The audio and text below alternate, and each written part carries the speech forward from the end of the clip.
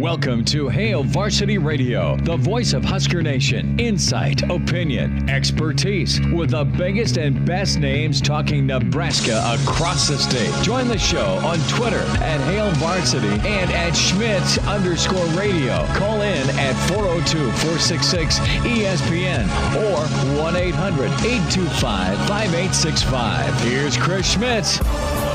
Great to have you in on a Monday. It's Hail Varsity Radio. We are presented by Currency for all your equipment financing needs. Go Currency. Chris Schmidt, Elijah Herbel. We have a special in-studio guest. Jack Erickson is shadowing. Run and hide, son. Run and hide. We have plenty of football to talk.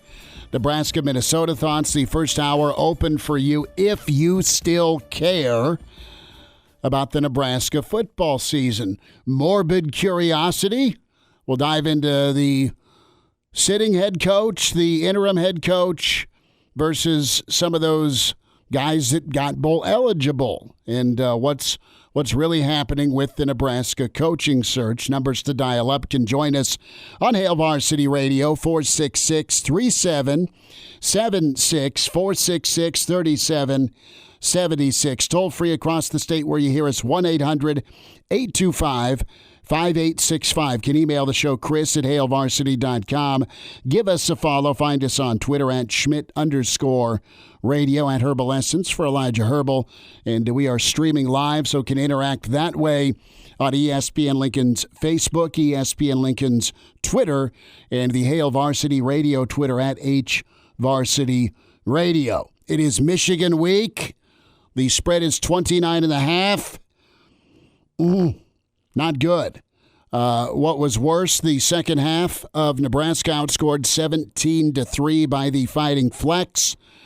And as joyous as maybe you were watching the game at a watch party or at the game as a longtime fan with longtime season tickets or just in your Husker den, it was a 180. It was a 180 from momentum, emotion, juice, dare I say, to the second half of being outscored and really just outcoached. Fleck and his staff tend to do that, but there's some critical missteps, i.e. quarterback, that Nebraska still needs to figure out, right? Quarterback issues, offensive identity, and run commitment are all things we'll dive into. And a bigger picture question with Nebraska football, do they have any wins left in them? And I'm not talking just about Saturday. Wisconsin has turned the corner, it seems. Iowa has turned the corner, it seems. And, Iowa can get bowl eligible before Nebraska. Wisconsin needs a win as well, but they wrap. I mean, think where Wisconsin's at 5-4. Wisconsin wraps with Iowa, and then they got to take on Minnesota. Otherwise,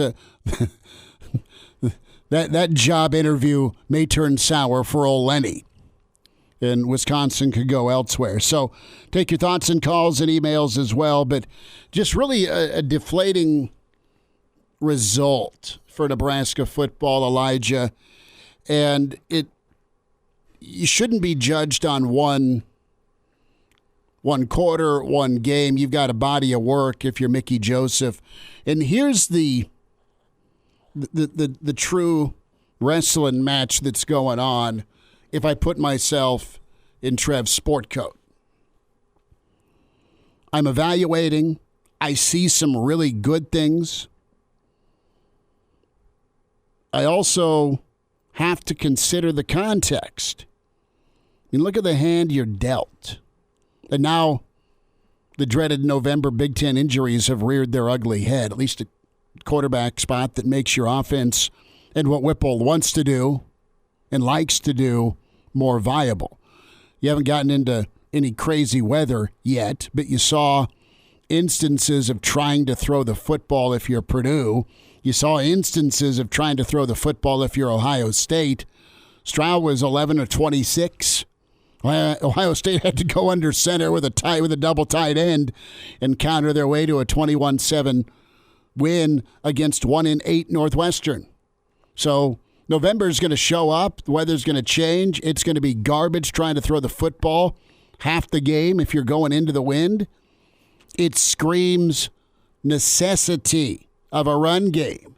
And Elijah, Nebraska, they got away from the run game when they were up. It wasn't a case of chasing points. It wasn't a case of, well, this is what you can't take everything away on defense. I know that. But Nebraska wasn't executing, and it comes back down to just some stubbornness or what you see in practice and what is happening on Saturday. What I've seen from Logan Smothers shouldn't be up for debate if KC can't go on Saturday. You ride number 8, let him do his thing, and you put a game plan around him to try and be competitive in this. And guess what? He could play a really smart game, not have any turnovers, be gritty and tough for you. But you gotta shift what you like doing and what you think your offense is best at to what's going to give you a chance to win. And they got Everest to climb on Saturday with a national TV audience. Thanks for that. And what was demoralizing about Saturday and why I think there's less air behind the sails of Mickey Joseph right now is the fact that Minnesota was 100% willing to throw away what they do well defensively after the first quarter. PJ Fleck said that post-game. He said, huddled up with the defensive coordinator and said, you know what, we're throwing out everything we game planned for this week because it's clearly not working. What they did is they sold out a little bit more to stop the run. They adjusted. They dared Chubba Purdy to beat him through the air, and Chubba could not do that. So that's one of the reasons Anthony Grant, I think the number was less than 10 carries when Nebraska had the lead. Anthony Grant had less than 10. He was 8 for 80. 10 for 80. 10 for 80, 10 nothing. Mm-hmm. Those are the numbers. And he 18 for 28 the rest of the game. And I believe he was on his 18th carry whenever Minnesota retook the lead. So between having a 10-0 lead and Minnesota coming back, I believe it was 8 carries. And 6 3-and-outs. Yes, which almost seems borderline nonsensical that an offense is that inept. I mean, were you riding on the feelings of what you did in the first drive and you think, oh, you know what, this is working? I think every Husker fan that was watching that game saw in the second quarter, this is bad. Chubba Purdy is not able to run this offense whenever he has to go be a pocket passer. It's not working. I'm still confused looking back now on just how little Travis Vokalek was used. A safety valve matchup nightmare kind of guy. Man, that's the kind of guy that I think you'd want your young and experienced quarterback to target. Security blanket, man. Yes. Just dink and dunk it for 6 or 4 or 8 or whatever. Do you not want your young, inexperienced quarterback to have a safety blanket? Why are you trying to continue pushing the ball downfield? That looking back at the game is confusing me more than it did immediately post-game. The Anthony Grant rushing total, I understand because Minnesota changed their game plan, but why don't you change your game plan and put in the running quarterback who's going to make the defense think a little bit more, take one guy to account for the quarterback every single play, give you a numbers advantage in the box. Why aren't you doing that whenever the run game becomes ineffective as opposed to just airing it out deep, which Chubba Purdy couldn't do? Simply put, Nebraska got out-coached on Saturday, and for that reason, I think there is less air behind Mickey Joseph, the sails of Mickey Joseph, I should say, right now. Just in that Husker fans, from post-game reaction to what I'm seeing on Twitter to what people are telling me, it's, well, I still like Mickey, but if Trev does decide to go another way, this is from the people who were really supporting Mickey as of 2 weeks ago. It's now, you know what, if Mickey's the guy, I'm happy with that, but I'm also going to be happy if Nebraska goes elsewhere because, simply put, Nebraska got squarely out-coached by Minnesota on Saturday. That happens. I think Minnesota's got a great coaching staff. They do that to a lot of teams. But it was just very, very demoralizing the way Nebraska took the lead and then the way they never once adjusted while Minnesota took control of that football game. You have the last 2 weeks where we're talking about context and what Mickey's inherited. The whole ball of wax is a mess, and he has got them to play well at times. He's got them to play hard. He's got them to win some close games. He's got them to be in a lot of ball games. But the last 2 weeks, I think Mickey understands what the Big Ten is. I think he's a smart dude. I think he gets it. I think he looks at his roster, and you got to figure out a way to giddy up with what you have. And he knows that. He's been to enough spots in his coaching life to understand that I'm not going to have the biggest, fastest, strongest, most talented. Pre-LSU, he's been a guy that's climbed the ladder. And he's been a part of staffs that have had to adjust. So it's just this. And listen, I don't want to make this, and I know it's unpopular opinion. I still have a long enough memory to remember when Nebraska's scoring a bunch of points or the perfect play call is executed to get you a win. I mean, Whipple's the one dialing up. Well, it may not that be hard to take, but he called it. Hell, let's throw it down to Palmer. Okay? Son, you run real fast straight. Casey, tell your boys you need about 3 seconds and throw that bastard up in the air. He'll run under it, touchdown, Indiana. The scared straight, Purdue, right? I mean, so Whipple's had a positive effect offensively when it's been optimal, okay? And for the life of me, he's too good a coach to not flip and switch to Grant, to go back to the double tight end. And the unscripted versus the scripted. You've seen some exquisite drives, the first 2 drives for the most part, right? Rutgers also, the big shock play to take the lead in that rock fight. Listen, he is catching heat and hell right now, and I get it. You're upset as a Nebraska fan. That being said, he's also, when it's been optimal, dialed the right play up in some big moments, in some tight games. So there's this, well, let's clean Whipple's desk out. No, I'm not there. But I need to see some change. You can't be static with what you're dealing with now at quarterback. And listen, God love you for having the back of your kid you brought in with Purdy. The kid you recruited, you were going to probably land him at Pitt. And there is some good in Purdy, but he's going to need some more watering, okay? It ain't doing him any favors or the football team to keep throwing him out there and asking him to do what he's been unable to do or be comfortable with in the pocket. If you're going to play him, your play chart, your menu is the check down. Right? It's letting Alante Brown beat the hell out of some cornerback, find Palmer in the slot, get 7, hope someone misses a tackle and make 7-17, or hand it off or zone read it. I mean, there are ways to use the kid's athleticism and arm. And every time he tried to throw more than 15 yards, it was just an adventure. Now with Smothers, you're up against it, and you ask him to throw the most difficult pass in football into the wind, a back shoulder on 4th and 400, and Washington has an amazing catch. He stepped up and made the play. Washington, of course, gorgeous grab. But you didn't call it until you were absolutely back against the wall, forced to do it. So learn from all of that the last 3 weeks and just put a game plan together and ride with it that way. I'm not saying don't throw the football. I'm not saying don't look at Purdy and what he can do if he shows it to you in practice. Maybe that's the delicacy right here, is when do you move off of somebody for good? Because Minnesota didn't. The quarterback had a game and a half of bad outings, and he came in and kicked butt in the second half in awful conditions situation-wise, where that offense is down 10-0. 10-0 feels like 28-0 to that offense. Who's on the phone? Got Chris on the line. Chris, thanks for calling. Welcome into Hail Varsity, bud. Go ahead. Hey, guys. Great show. And remember that 60-yard end around we ran against Purdue? Yeah. I wouldn't do that again either. Let's shelve that. We know that works. Let's see if we can find something else that works. No reason to have Trey wind himself by having to run 60 yards on an end around again. But yeah, no, I think Mickey's gotten a pass on everything. Bush has been the real deal. He's the one who comes out shining in this. The offense has been awful since Frost left.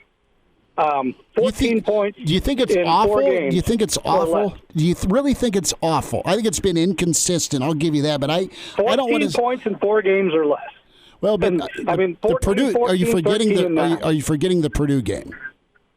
No, they had that one really good game against Purdue and a pretty good game against Indiana. But those one are 2 wins. 6, I mean, 1 out of 6 doesn't do much, and watching all these teams with backup quarterbacks that are prepared and ready to go. Kansas kicking butt by 3 touchdowns over a top 20 team with a backup. They're going bowling, so we're once again officially the worst football team in Big 5.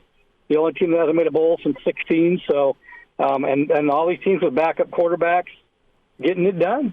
And Whipple doesn't like Smothers, so Smothers isn't going to get. Well, whatever that dynamic, Chris, whatever that dynamic is, he better learn to love Smothers. Yeah, I hear you. I hope he does. I mean, I'd like to see more of Smothers and see what we got with him. He's done decent in the limited opportunities. He's definitely done better than Purdy. So, and you give him some. You start him off with 10, 15 plays scripted. Maybe he did it against the Iowa defense for 3 quarters. Chris, thanks for the phone call, bud. Thanks. Good stuff. Yeah, the offense has struggled. You've upped your competition level defensively. You've gone against some big-time defenses. Keep taking your calls here at 466-3776 or can email Chris at HailVarsity.com. First hour's for you with Hail Varsity. Chime in 402-466-ESPN or email the show, Chris at HailVarsity.com. Just try me. Back to Hail Varsity Radio. Thanks for hanging out. Hail Varsity Radio, presented by Currency. Chris Schmidt and Elijah Herbel. Reminder to get buckled up. Using your seatbelt saves lives, prevents injuries only if properly worn. Buckle up. A message from the Nebraska Department of Highway Safety Office. You're in Omaha. Well, come see us on Friday. Roadshow Friday at the Hail Varsity Club in La Vista, 4 to 6. And we will be back. Watch party going on for Nebraska-Michigan from noon to 2. Taking you up to kickoff with Nebraska and Michigan from the Hail Varsity Club on Saturday. So you are invited out. Incredible appetizers. Elijah is already thinking about that monster pretzel. I know you are. So let's get into this. Back on the rail. Back into football. 3-6. High five. Chris brought up an interesting question, and he's been vocal about the offense. Do you think the offense? This is going to sound like just the worst question ever. But do you think the offense is that bad, or are you more inclined to look at what's being called? And let's just chop this up for a little bit. The strength of this offense is Thompson to Palmer. Not on the menu. So now you do what? Well, you've got a pro in Grant to run the football. And yeah, he went over 100. What did he finish with? 20 carries? Over 20. So he did go over 20. But the week before, he had a whopping 12 against Illinois. And I know you're going up against the best defense in the country, statistically, pre-Michigan State, and you're going up against a top 6 rush defense in Minnesota. But, Nebraska's got offensive linemen on scholarship, too. Piper had a good ball game. I'm picking a double tight look, single back. Let's just hammer away. Make sure we get some yards, even if it's a couple. I know that puts you in second and bad, but that's safer than asking Logan or Chubba for sure to complete something on first down. After those first 2 drives that were less than 5-yard throws, didn't happen. So is the offense that bad, or is it a question about the coordinator? And you've got some interesting dynamics going on, don't you? Think about chain of command for a moment. You have this situation that is, all right, I'm Scott, I've hired Mickey, I've hired Whipple, and here we are. Well, Scott is not here, and the guy who's been a head coach for a lot of years is now and still the offensive coordinator. Mickey was the associate head coach.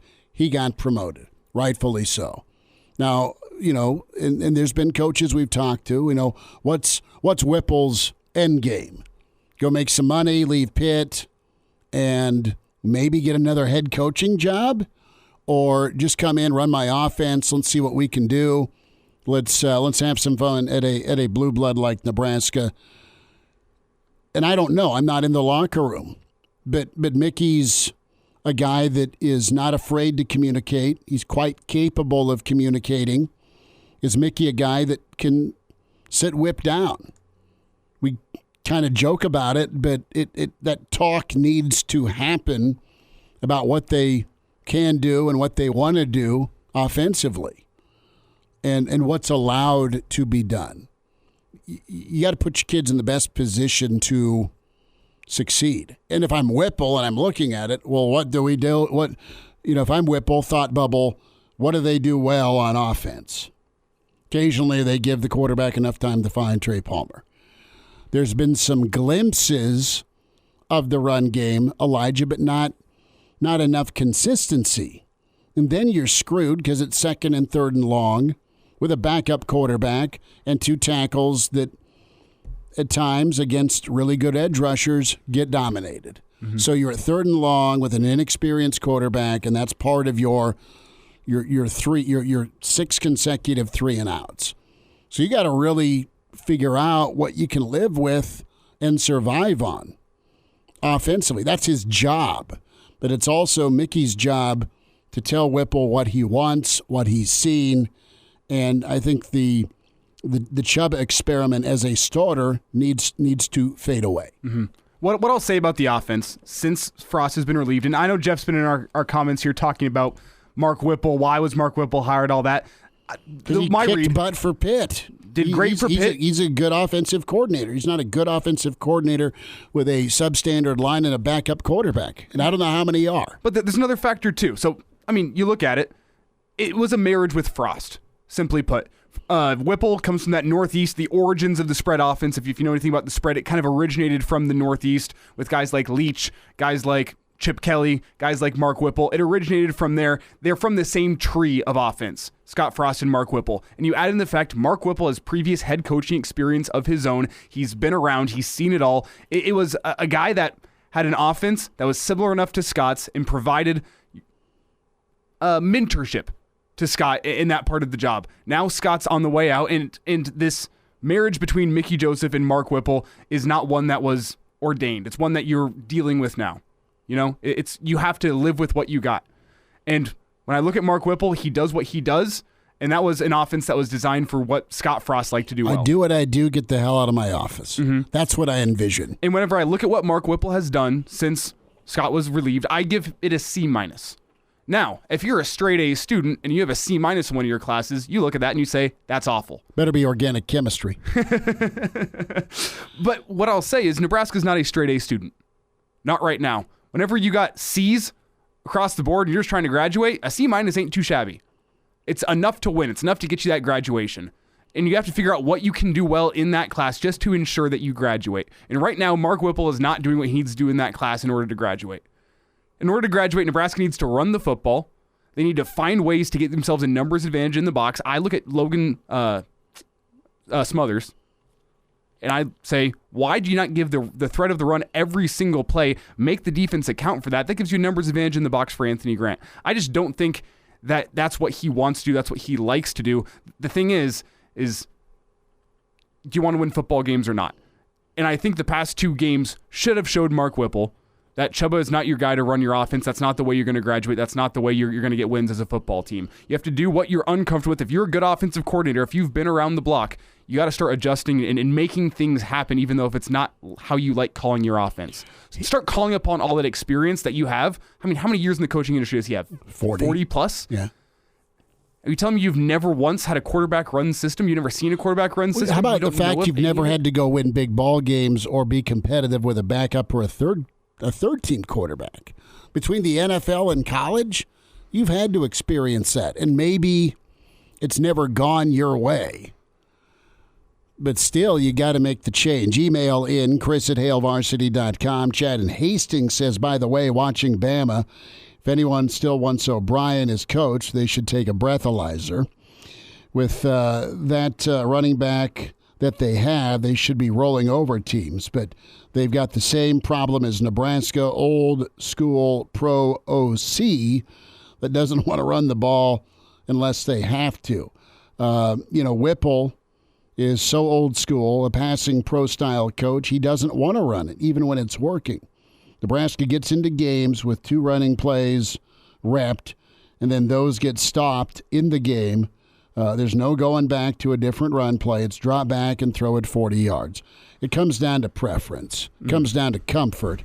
And you got to be a little bit uncomfortable here. Well, and it comes down to what you've been repping all season long. I understand the fact good at what you emphasize, and they don't emphasize running the ball. In practice all year long, I am sure the offense has known our strength is Casey Thompson to Trey Palmer, or Casey Thompson to whichever wide receiver. It's what we can do to make our offensive line look the best it can. It's what we do that gives ourselves the best chance to win. It's what you're comfortable with, not only from your coaching experience, but from what you've been running all year long in practice, I'm sure. But at some point, when are you going to say, you know what?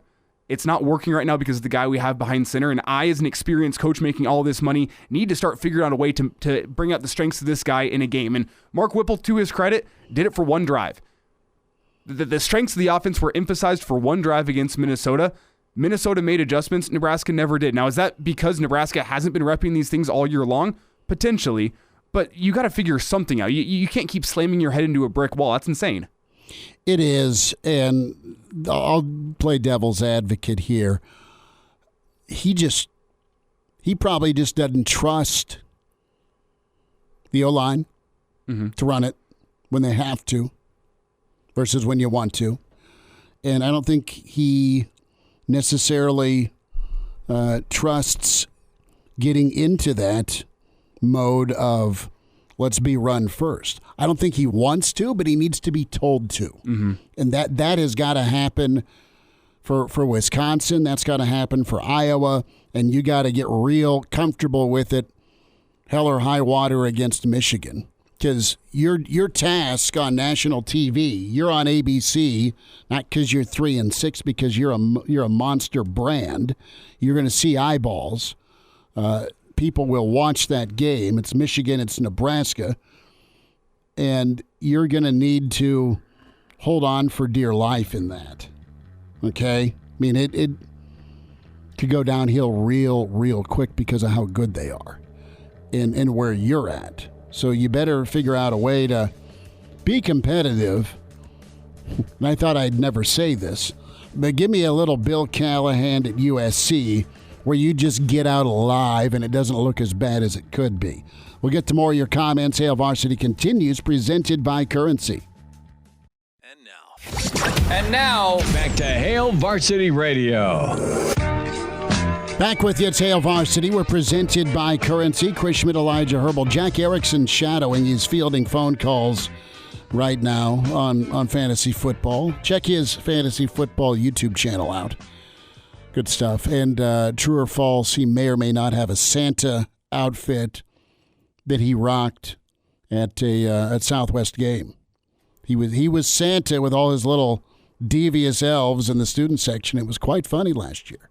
Was that Southwest, Southeast? Which game was that? No, I forget. I remember you making a big deal of this on the air. It was great because during free throw attempts, in this loud booming voice, Santa Jack would put his knee up and say, "Sit right here, little one."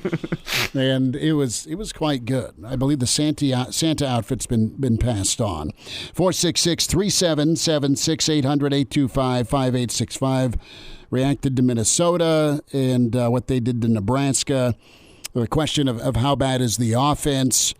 And, good tweet in here. Chris, make that at Schmidt_radio on Twitter from Steven. And this is a good point from Steven. He said, for many years, Pittsburgh was a run-first offense when Whipple was there. And Whipple was in there when they won a Super Bowl with Big Ben. Might have been Big Ben's second or third year. They had Jerome Bettis. Pittsburgh's had Le'Veon Bell. That was after, I think, Whip left. But he knows how to do it. It's got to be a want-to. So let's dive into the Mickey picture here. And do you get an announcement Where's the timeline here, the coaching search? And, Jeff chimes in here on the StreamYard. I like Mickey, but I want to be open-minded. I see that now. Listen, things have shifted, and what's truly going on behind the scenes with the next coach at Nebraska? And are you getting no's? Are you still waiting because you do think Mickey's the guy? And however you want to deem this season, treated as, okay, dude, you had more than a half a year to get the feel under worst case scenario. How do you adapt and adjust, and what can you do with your call moving forward if you're named? So I think there's a little reality with, I think Trev really likes Mickey, and I think there's some reality that Nebraska is not the job it used to be. Okay? Clearly, with wins and losses, everyone has facilities. Everybody gets paid. Think about what the going rate is to go 6-6 or 7-5 in East Lansing. It's $9.5 million a year. Mel Tucker pulled that off. Had some leverage. LSU came calling. Perfect storm.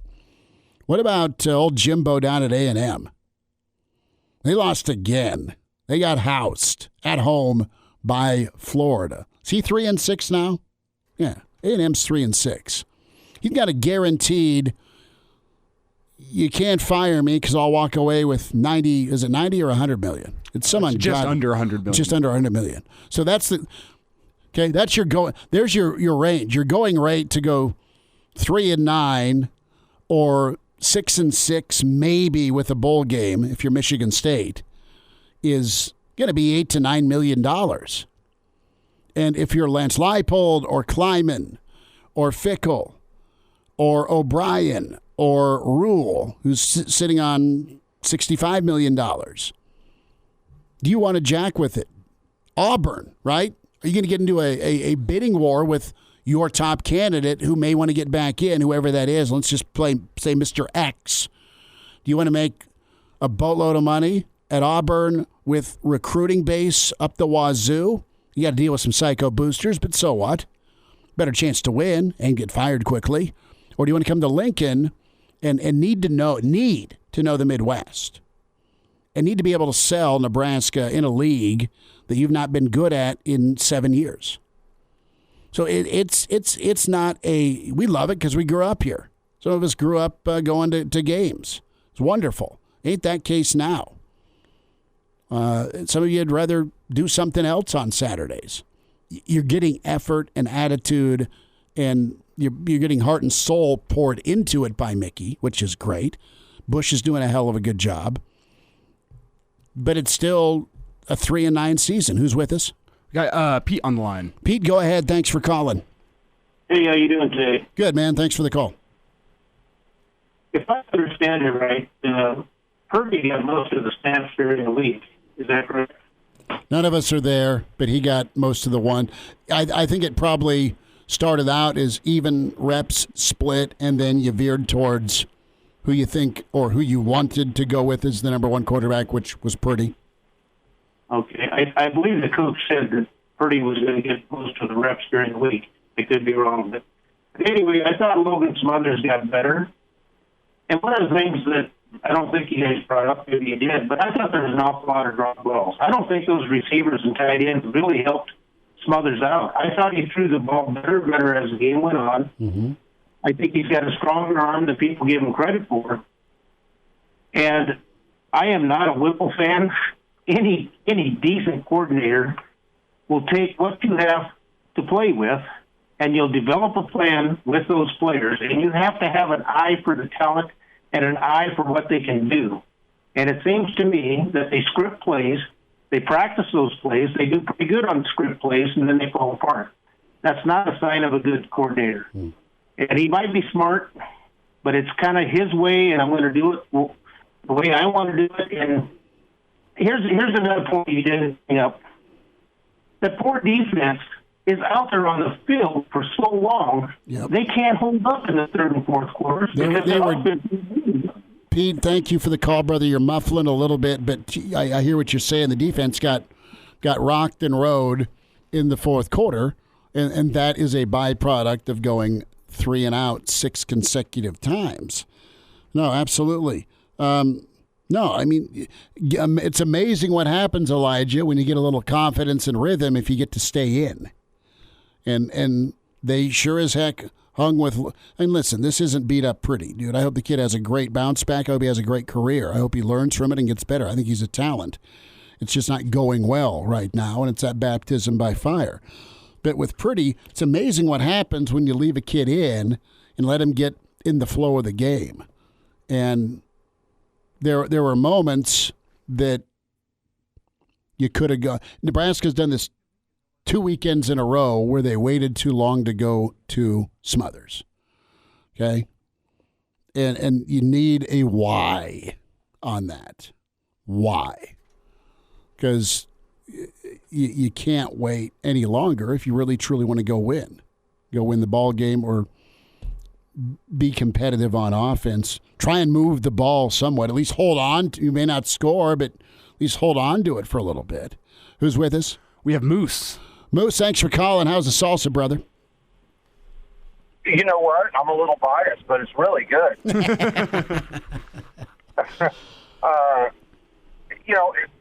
A little mind-boggling. I mean, first of all, to bring Smothers in for one series and then back out again was a little odd.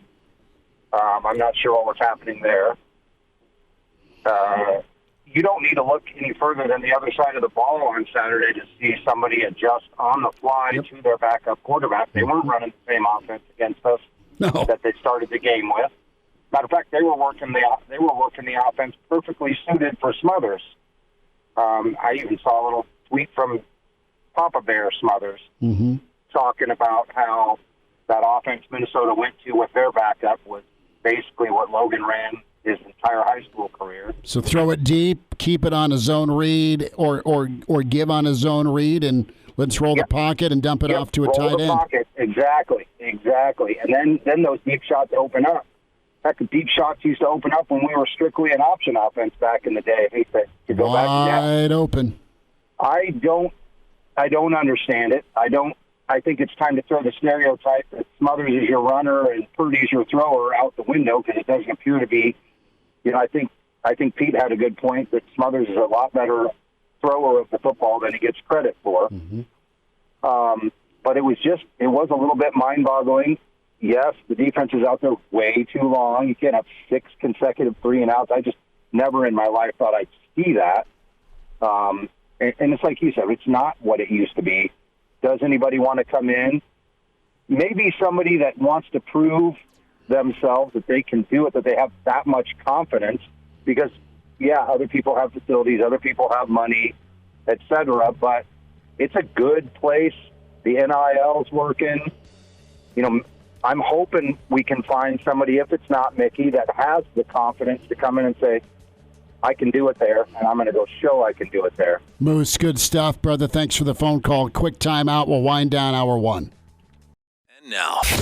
And now, back to Hail Varsity Radio. One final time this hour, Mr. Blackshirt, Charlie McBride, a Monday with Charlie in 10 minutes. Chris Schmidt, Elijah Herbel.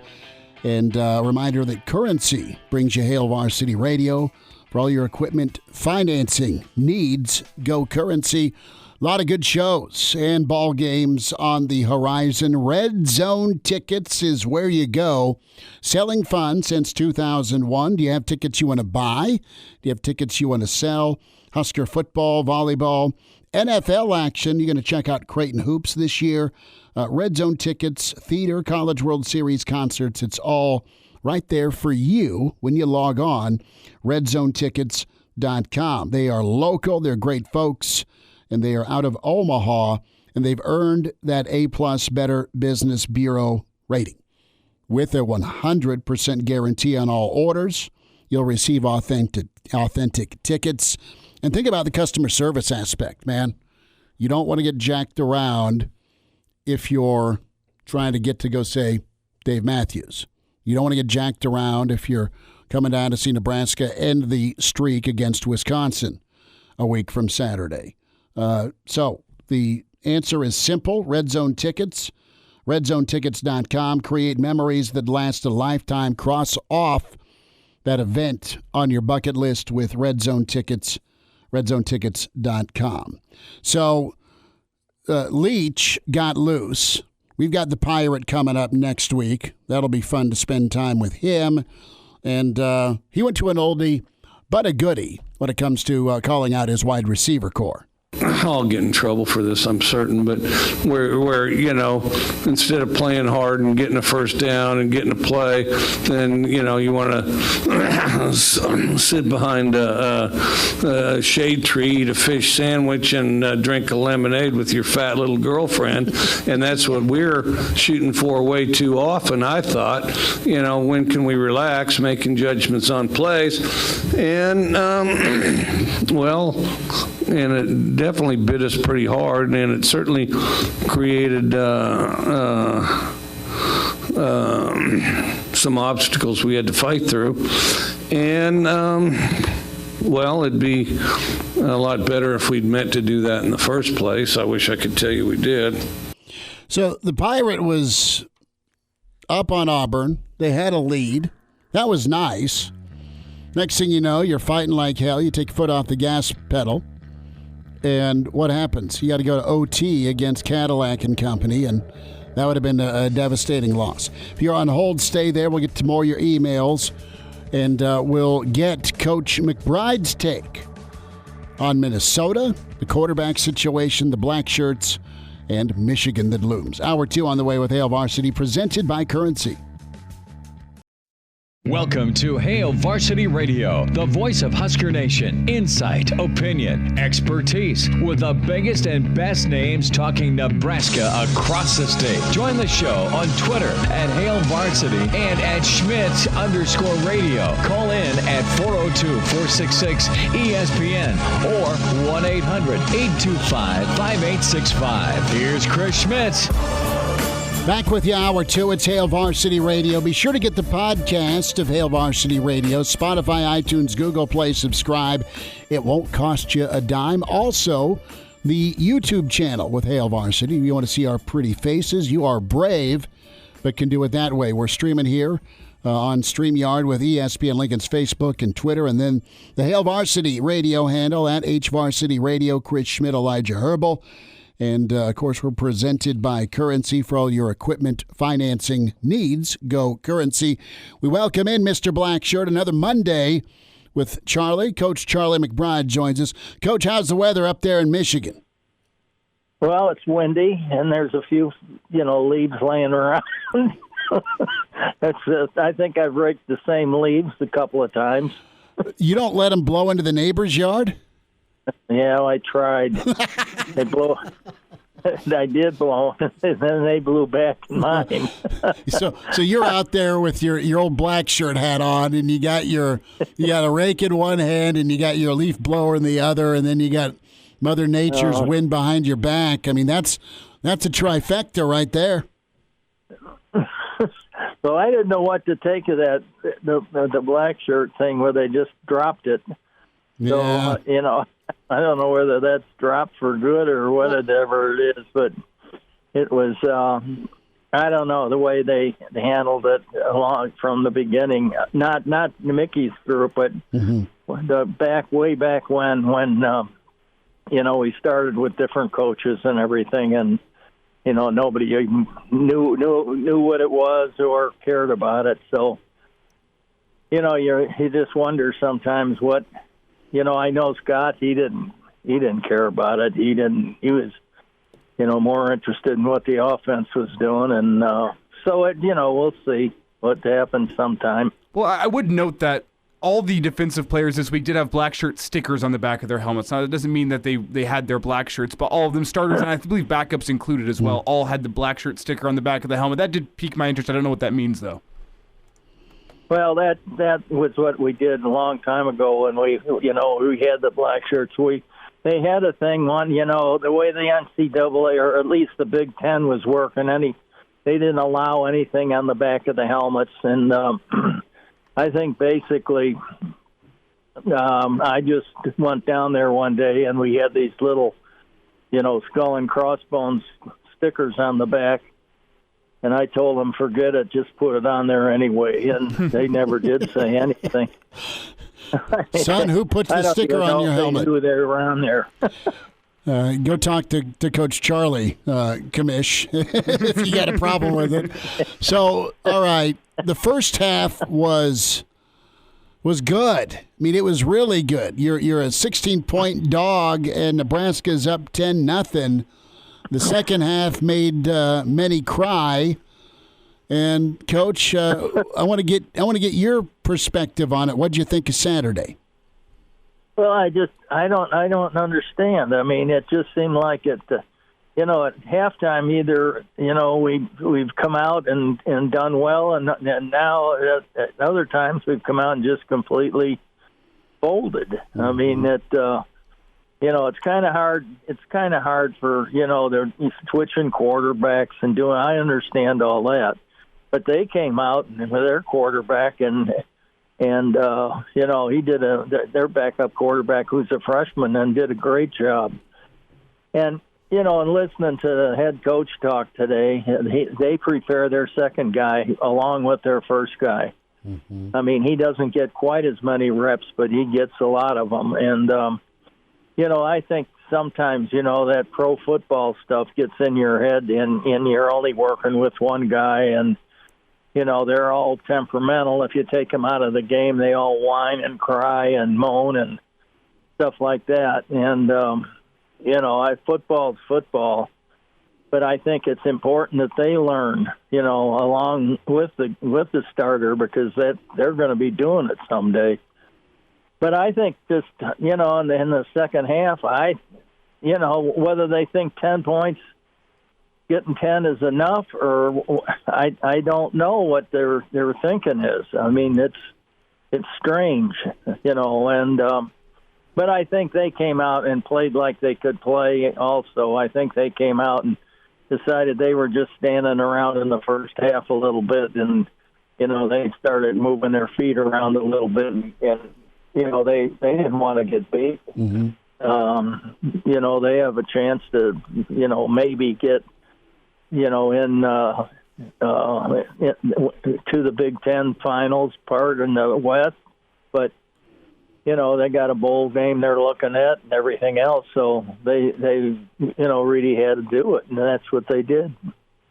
Charlie McBride's with us here. They're at Black Shirt Monday with Coach. And Charlie, whenever you look at the Nebraska quarterback situation, we noticed that there was a real lack of juice. The defensive players talked about it in the second half, saying they didn't come out with the same energy that they had in the first half and the second half, and they thought Minnesota took advantage of that. Do you think there's anything to the fact that those defensive guys are probably looking at the offense, struggling to move the ball in the second quarter behind a quarterback that is not running the offense all that efficiently? Is there anything to that where you get a little bit down on yourself because you look what's happening on the other side of the ball and you go, well, we're giving it our all, but the offense doesn't look like they're giving it their all?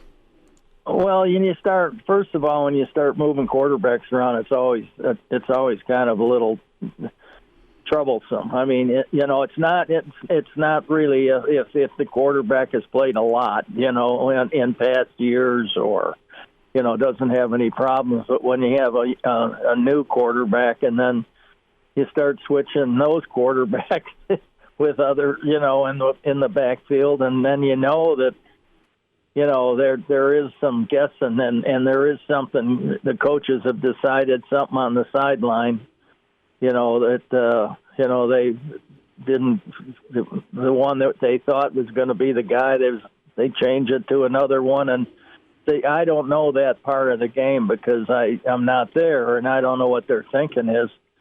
But it's always hard for a young kid who hasn't been in a game to just go into a game pretty much cold and not have the reps and the things that's really needed.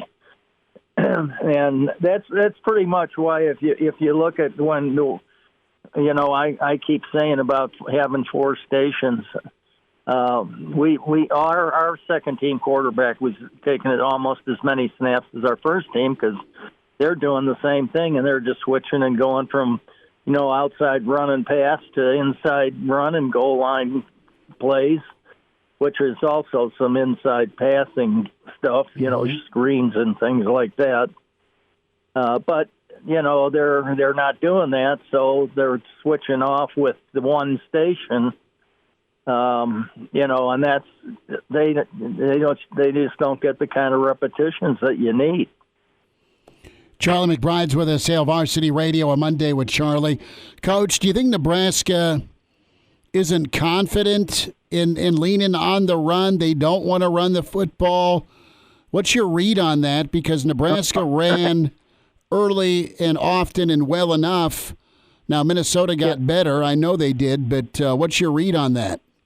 Well, the one thing is that they have a great running back, so their running game is probably, and when they look as much as they throw the ball, it's still their running game is their bread and butter. That's where they've won.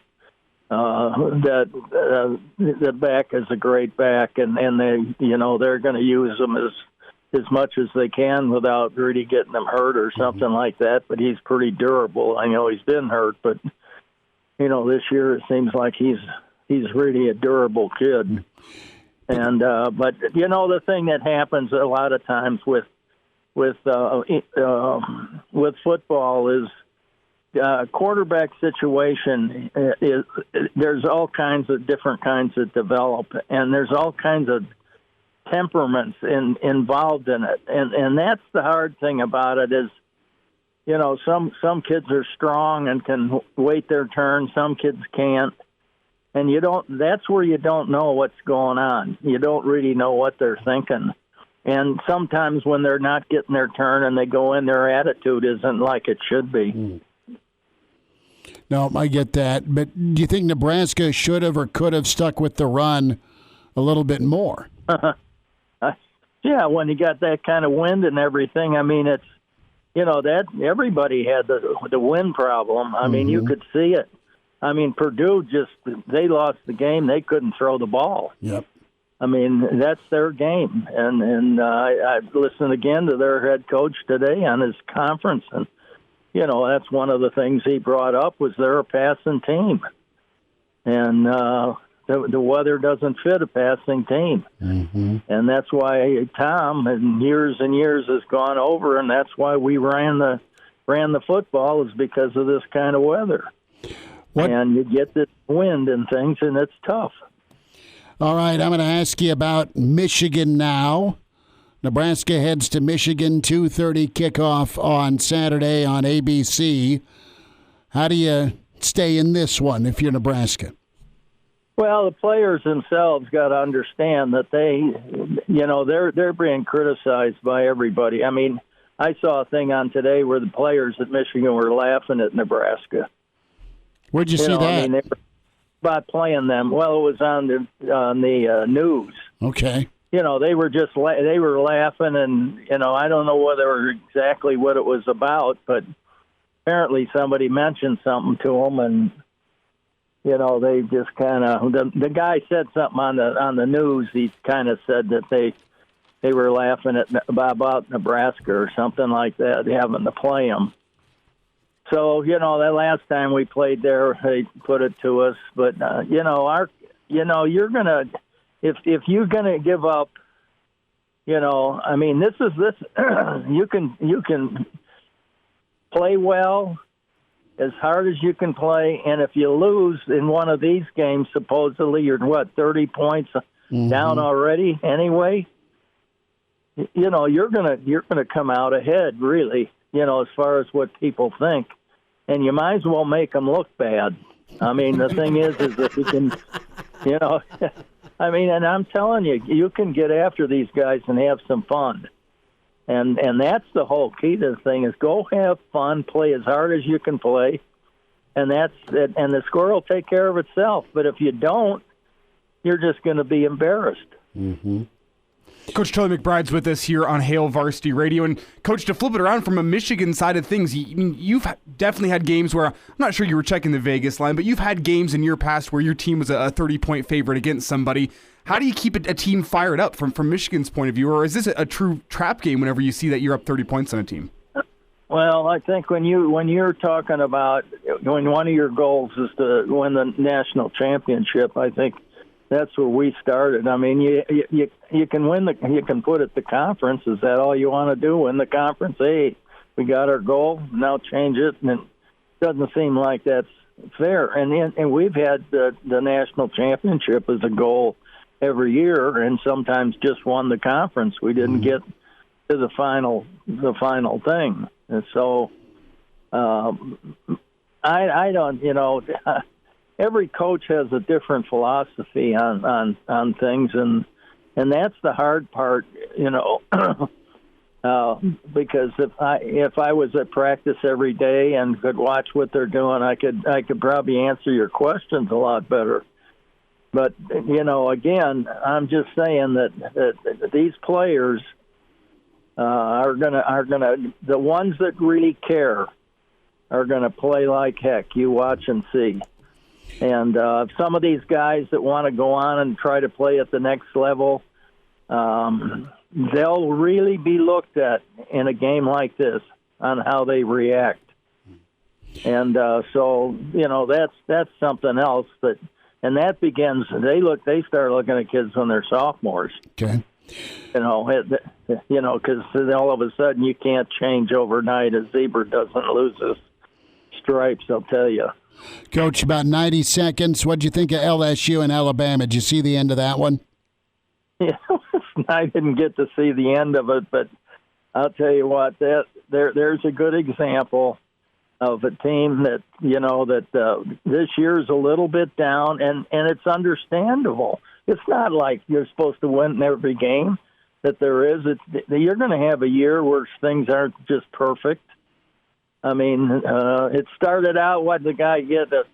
They wanted to give the quarterback, who actually ended up not being the starter at first, all kinds of money on this NIL deal, and it upset, I think, Nick. And so that was the beginning of probably a little bit of something in friction in there. But I don't know how that stuff's going to end up. This whole thing this year is going to be really interesting to see what happens at the end of the year with a lot of these younger players at Nebraska and some of these schools in the Big Ten. Charlie McBride's with us, Hail Varsity Radio, on Monday with Charlie. Coach, cheer hard in Michigan. I will. As Nebraska's going to come see you, and we'll talk about it next Monday and see how things are going. We'll keep the faith. I tell you what, they can. I can say this again. They can win. I mean, if these guys aren't ready to play, they're gonna feel bad. So there's nothing better than for me to beat those guys here in Michigan. Then I can walk around pretty proud. Coach, you take care. Thanks so much. Okay. Thanks, guys. Bye. And now, back to Hail Varsity Radio. Back with you, it's Hail Varsity Radio, presented by Currency, Schmidt and Elijah Herbel. It is basketball season. That's right. Nebraska tipping off against Maine. 7 o'clock tonight, PBA. Creighton also in action. We welcome in longtime coach with Lincoln Southeast, Hall of Famer, and assistant with Nebraska basketball, Jeff Smith, back with us. Coach, you ready for, the hardwood, man? It's still a little bit of football season. It's basketball season, Chris. It is basketball season. Here we go. That's right, man. It's going to be an interesting season, a little different feel with Fred and Nebraska, and also the expectations are as high as they've ever been for Coach McDermott and Creighton. I want to kind of get your take here on Fred and the roster, the new look roster, and that's always been a constant with Nebraska basketball. It's always shifting, always moving. You've got a three guys that are returners, but for the most part, it's a bunch of new faces. I think Fred's beyond the name tag stage, but you know what? It's going to be more half court versus run and gun. Yeah, it's going to be execution versus breaking people down all the time, and I'm kind of looking forward to that. I think Fred is an offensive genius in a way, and I think in the past 3 years they've gotten great shots, but I don't know if they've had the guys to execute and take the shots that they should be and make the shots that they should be taken. But I think it starts with Sam Griesel. I think he's a very experienced. It's great that he's from Lincoln just for fan interest and us to watch, but also when you have a 6'7" point guard that has some toughness and some leadership skills and will get you into offenses and will both exhibition games, he went and got a dunk at a time where they needed it when they're to start the comeback against Colorado, to send a message to Chadron State and our bench.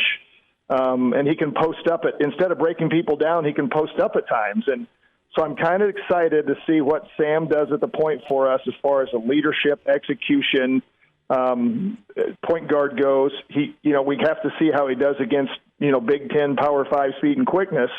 But I'm excited about him to start things off.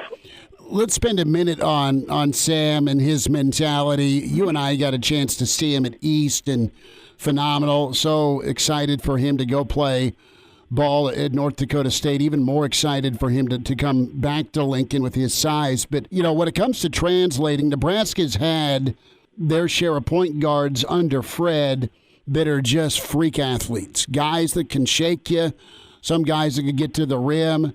I think of Verge and how he closed out against it was either Ohio State or Wisconsin last year. That version of Verge is what you needed to see all year. So Nebraska's going with a guy that's got a little size and is a really good athlete as well. But tell me about Sam and his translation. I mean, is that a big concern or question? With his experience, the great thing about Sam is he's played so much basketball. He didn't have to, sit the bench and redshirt, and he got to grow while he played. So that experience, I think, is gonna pay off, and his toughness that he developed as a player. And I wouldn't have projected him as a point when I saw him in high school. I thought he was a wing, maybe a 2, speed and quickness wise, but definitely a 3. And he does shoot it pretty well. But I think the difference between Sam and the talented point guards we've had, because we've had talented point guards, is Sam has a really good feel for the flow of the game, and I think he also has a feel for who needs a touch right now, or where do we need to get the ball right now. And I don't know. I think the guys we've had in the past are like, I can do this for us now, and I can make this play. That's a big difference in the style of play that I think we could possibly see with this group because of Sam's cerebral ability to play basketball. You mentioned style of play, Coach Smith, and the Big Ten. It's a conference that's predicated on the big man, post-scoring, and that's where Nebraska's really been struggling in recent years. It's been on the glass and down low. What do you think is going to be more important for the success of this team this year? Is it Sam Griesel and that guard players are going to be what you can get from a guy like Blaze Kiet or Derek Walker when he comes back down in the low block? Yeah, I don't know if you can put one ahead of the other, but it's 1A and 1B right there with the size. Hoping Derek Walker gets healthy and is a big part, because I thought he had a good year last year as a junior and competed and was strong for us. And by adding Keita to back him up with Breidenbach, if he stays healthy. Even Kojanets for a few minutes, who knows? But they're your 7 foot, 6'11", 6'10", 6'9". That's the size we need to try to compete and protect the paint and have some physicality. And rebound the ball and maybe score around the basket or get to the line a little bit more. Crucial in the Big Ten. I don't care how you play or where you play. Basketball, when it's crunch time, comes down to half court and scoring and getting stops in half court. I don't care how fast you play. It's going to come down to a couple half court possessions in crunch time when you're playing against good teams. Jeff Smith with us, longtime Nebraska assistant and Hall of Fame coach, high school level with us, Hail Varsity Radio. Coach, let's talk about Fred's playbook with this roster. And I think Fred's a brilliant basketball mind. I think Fred's playbook's nice. Sometimes it was ignored. Okay. Sometimes they just, I'm gonna wave off Fred and go 1-on-5. It just wasn't given a chance sometimes. Thank you. They just didn't give it a chance. Yeah. And as far as the enforcement of, well, this is what I called, so please run it. I think you're more apt with this roster and with Sam, the ball in his hand, to get some of that execution. what do you foresee here if things click with Fred and his sets and his specials? Does Nebraska have the horses, so to speak, to execute what, at least on the whiteboard, looks really good? I think they can execute. I think they're going to, his game is a lot of on balls, a lot of ghost screens where they kind of fake an on ball and then pick and pop a little bit to create some penetration. I know they've worked hard on hitting a seam and kicking it, maybe driving again and kicking it. Bigs picking and popping and picking and rolling, mixing that up a little bit. I think that's what we're going to see. And like I said, I think all 3 years they've had a lot of the looks they want. The big question mark is, can they, when the lights are on and the popcorn's popping, can they shoot, up in the high 30s as a team, get above 35% as a team consistently? If they can, I think they'll win some games. If they stay down in the 20s, I think it's going to be a struggle, just like it has been. But he'll have designs that they can get people come screening and then coming off and pick-to-picker type action. Get a handoff and then come right back off of a big and then maybe make an extra pass to the corner. They'll have actions like that and roll and replace action where a shooter comes up when the bigs roll and those reads. He'll have the stuff there. It's, can you step up and knock shots down when you have to and shoot that percentage that you need to, if you're going to take that many especially. Coach Jeff Smith with us here on Hail Varsity Radio. And, Coach, give me a potential X factor for the team this season. I think last year you look back, C.J. Wilcher was a guy not talked a lot about in preseason, but he stepped up in some big-time moments last year and made a name for himself. Are there any guys you're watching like that this year? Maybe we're not talking about them all that much, but you think they could be an X factor, maybe off the bench this season? Yeah, I'll give you two of them, and I don't know if they're coming off the bench. Right now, Juwan Gear would be my number one X factor. He's played well in both exhibition games. I've watched a couple practices. He gets after it. He plays hard. He's kind of a do-it-all guy. He can shoot the ball in the hole some. He can go get offensive rebounds. He defends pretty well. He can shoot mid-range. I've liked what he's brought so far, and hopefully that carries over to the regular season. I really like Bandamel because he can defend and he can take some pressure off of Sam and defend the point guard, and then Denham Dawson will back him up doing that. But they're both, very good defenders. They want to be good defenders, and Bandamel also, from what I saw, provided some leadership along with Sam. So you had a kind of a 1-2 punch there, and we know how important leadership is. Another thing that I think, just to talk some more, this is kind of Breidenbach's time that we need to see what he can do. Can he really shoot the ball? Can he really guard somebody that's a little quicker than him with his length? Can he give us some strength inside and help us on the perimeter a little bit too? Because that's what he was recruited for. It's kind of his time here as a starter. If he's going to be a starter, can he do those things? Wilcher's remade his body, and he's a guy that is a catch and shoot. Do you like the work he's put in to create off the dribble if given the opportunity? I do. I think he needed to get stronger. He needed that probably confidence of a little, and maybe through the wear and tear of the season that he can establish himself as a little more consistent player. My question is, though, is he better as a sixth man coming in when the other team's a little tired, playing against the second team on net for them? I don't know yet. I don't think he played great in the exhibitions as a starter. Sometimes that's a little adjustment. But I think that, I think there's definitely a good role for him. His strength has to help him. I just really want to see where he's going to fit in as far as starter versus maybe a really good sixth man. The old Vinnie Johnson question mark, huh? The old microwave? Yeah. And the other kid that I've kind of liked so far, well, two of them really, Jamarcus Lawrence has shown he can shoot the ball. Can he maybe compete with Tamanaga for time if he can shoot it in the hole? Because he's 6'3", a little longer. And then Ramil Lloyd Jr. is raw, but he may have to play a little backup point guard, pray that Sam never gets hurt because he's really our only true point guard, if we can call him a true point guard. But Ramil Lloyd maybe get some time early here and see if we can develop him as a guy that can come off the bench and give us a few minutes too. Coach, how important is it for this team to get off on the right foot tonight? Last season, they didn't get off on the right foot, and I think there was a little demoralization factor that played in early last season. How important do you think it is in the grand scheme of the season that Nebraska gets off and gets a big win tonight? Yeah, I was thinking of that when I was listening to the Colorado game, that really that game was probably better for them than last year's Colorado game. I think we had some false expectations after that game, and I agree with you wholeheartedly. I think we need to win at least 3 of the first 4, and if we can get St. John's on the road, that'd be huge. But we have to convincingly play well and beat Maine, Omaha, Arkansas, Pine Bluff with no question, and show improvement each of these games.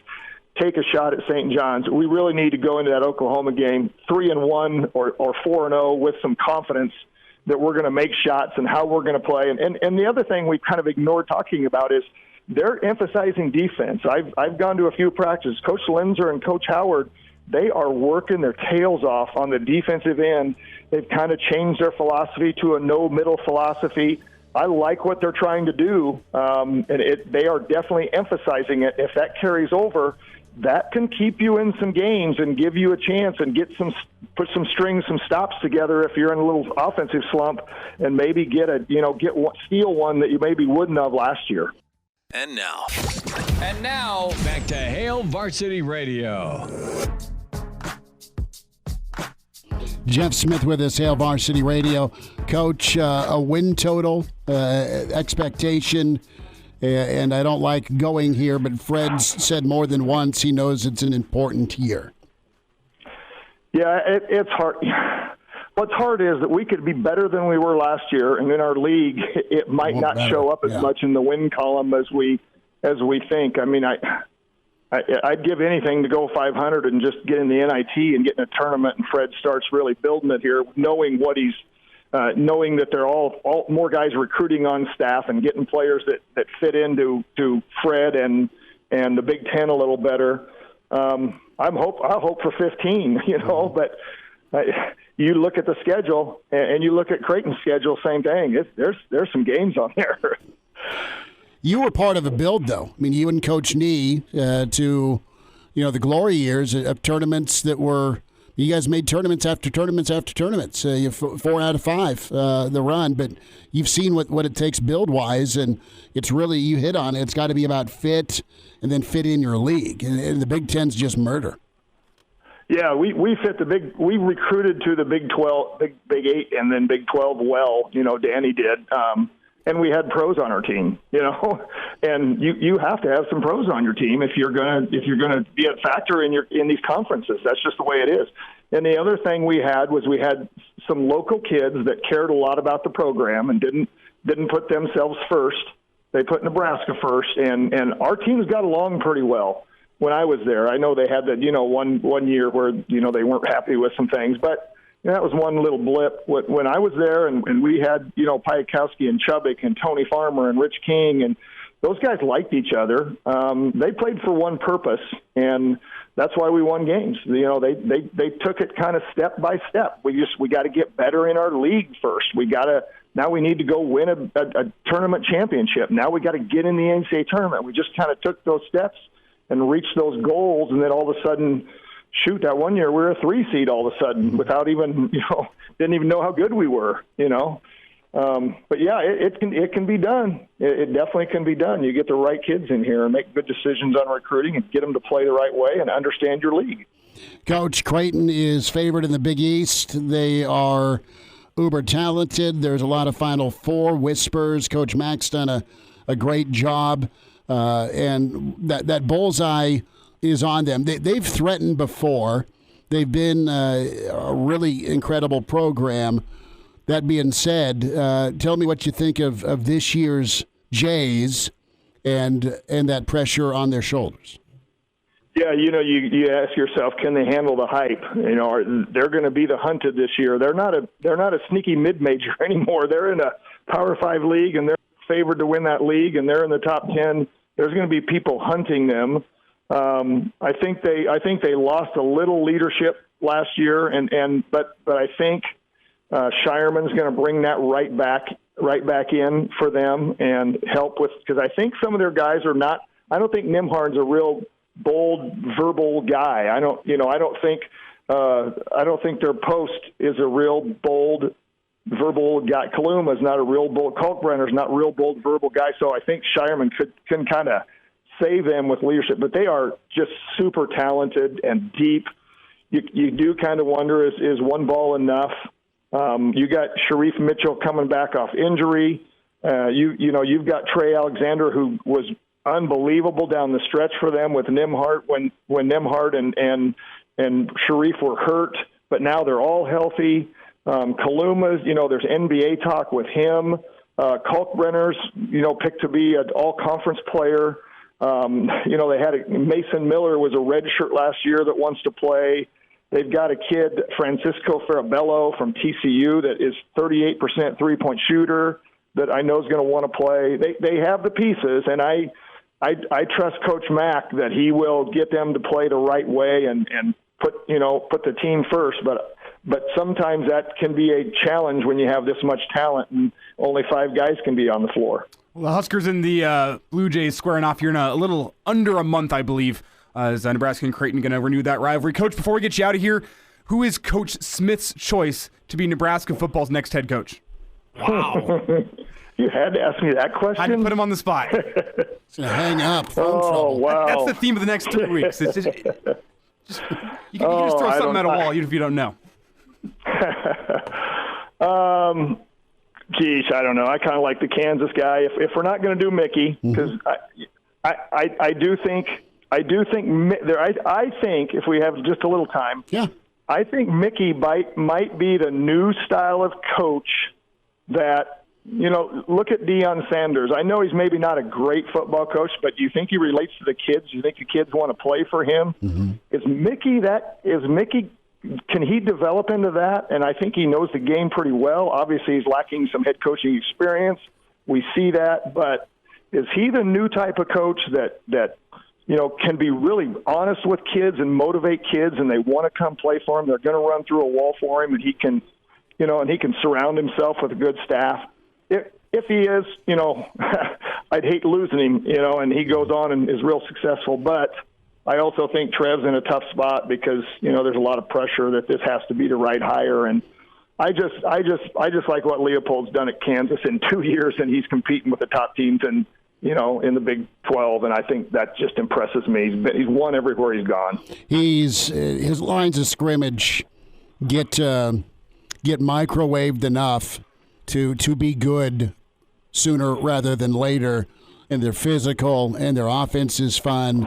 Defense is good enough, but with Mickey, to your point, I mean, listen, Mickey's a motivator. Mickey's real. Mickey can recruit, and again, if you make some staff additions here with guys that can coach up, it could work. Wisconsin and Iowa, and we just talked about this, but they've shifted to being left for dead to now they're both 5-4, right? They're going to find their way to 6, 7, 8 wins, maybe more. They've weathered the storm. They will get better. That's what I want to see these next 3 weeks, because I don't know what the win total is going to be. But can you stay strong and competitive, and at least finish out still swinging? And I don't know. I mean, Saturday is going to be a tall task, but there's been glimpses, Coach, because you were in it till the injury against Illinois, and then for whatever reason, you just went milk carton with the run game in the second half. Yeah, I just wish we would stick with that run, even if it's, I'd rather go 3 out a few times trying to continue to run the ball than 3 and out, chucking it and the clock stopping. And I do get frustrated when people call in and criticize Mickey as a head coach. He was dealt the hand he was dealt. You give him 2 years to recruit, then you call in and evaluate him, because it's not fair to evaluate him right now. And the thing he has done is it looks like those kids are competing for a down. They haven't quit in games. It's, obviously our number one quarterback was well ahead of the other guys, and with him out, we're just not quite the same offense, very obvious. But I'd like to give him, see what he could do in 2 or 3 years of recruiting. Jeff Smith with us, Coach. We'll see you down at PBA. Thanks for the time today. Sounds good. Go Huskers. Good to spend time with the Hall of Famer Jeff Smith. A little football bonus there. Longtime assistant in Nebraska basketball. Huskers and Maine at 7, about 10 minutes away up in Omaha on ESPN Omaha. with KP and Jake Mielheisen. Hail Varsity winds down next. Miss us? Come here, brother. Give me a hug. Bring it in for the real thing. We're on call for you. Catch the podcast at hailvarsity.com, the ESPN Lincoln app, or download them on iTunes. Saddle up, partner. Back to Hail Varsity Radio. Snap to Daniels. Sprint out. Throw to the right. Caught. Right corner of the end zone. Mason Taylor. Tigers win. Tigers win. Hey now. 32-31. And the fans storm the field. Well, a Howard Stern tribute there. Hey now. That shook the earth. Literally. In Baton Rouge. As the seismograph shows that moment, that post game, that field registered as a mini earthquake. How good was Saturday night? I know Saturday about 2:30, everyone needed a cold one. You lost to Minnesota if you're a Nebraska fan. But Saturday night was beautiful. I'm in a bar with Uncle Nate. And on one TV, I've got a incredible home run to center for the World Series. The other TV, I'm watching K-State come back, and poor Adrian had 2 fumbles in the final drive after dropping some dimes. K-State's a fun team to watch. And then I'm watching LSU and Bama go back and forth, and it's overtime. And the coach everyone makes fun of and no one likes, and I'm still in that camp, Brian Kelly, puts him on the table and says we're going for 2. And now he got to beat old Nick Saban. Incredible.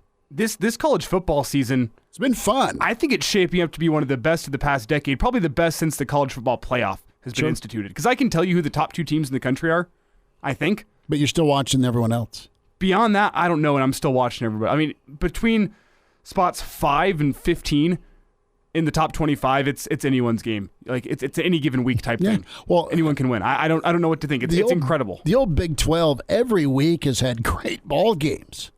I mean, it's been fun. Kansas got bowl eligible. Oh, did you see the goalpost? I did. They were partying in Lawrence. That was a lot of fun. Do we have the security? Yeah, we do. We have the Lawrence, Kansas security staff at KU. Their little debrief after the game. Yeah. And in the backdrop of this video, there are no goalposts. You had 2 jobs. Protect the goalposts. We lost the goalpost. Happens. Kind of what we expected to happen, right? We lost the goalpost. It happens. Paul Blart there in the end zones walking around. His yellow coats are around him. And we lost the goalposts. Bleep happens. It's kind of what we expected. You're not going to fight it. I mean, you'd ended a 40-some game losing streak to ranked teams.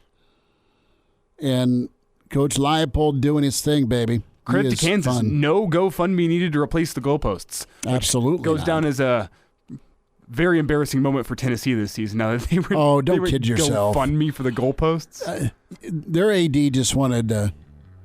I mean, there was a lot of juice. He didn't want to make a phone call to Jack Daniels. Right? Why not try and raise it yourself before reaching out? Always novel. Hey, big thanks, Charlie McBride, Coach Jeff Smith. Thanks to you for tuning in and chiming in on Nebraska, Minnesota, and this week that is. Matt Schick with us tomorrow, and Mitch Sherman on a Tuesday, plus Mickey Joseph. Thanks.